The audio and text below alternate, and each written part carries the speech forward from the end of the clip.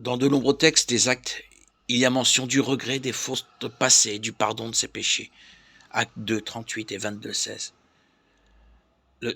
L'apôtre Paul, dans la lettre aux Romains, chapitre 6, 3, 5, dit qu'en plongeant dans l'eau du baptême, dans une immersion complète, le nouveau chrétien symbolise cette disparition de Jésus dans la mort.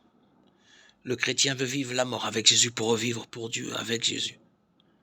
Quand Saül, le persécuteur, voit sur la route de Damas le Christ ressuscité lui apparaître, il reste 3 jours aveugle, prostré sans manger ni boire.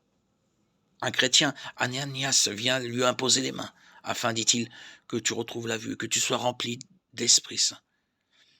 Saül reçut alors le baptême, Acte 9, 1, 19. Ici, le baptême est présenté comme une illumination. Les yeux s'ouvrent enfin et voient le monde, la vie, les autres avec le regard de Dieu, dans la clarté de l'Esprit Saint.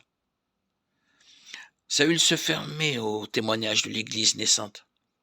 Désormais, il dira « Je vis, mais ce n'est plus moi, c'est Christ qui vit en moi ».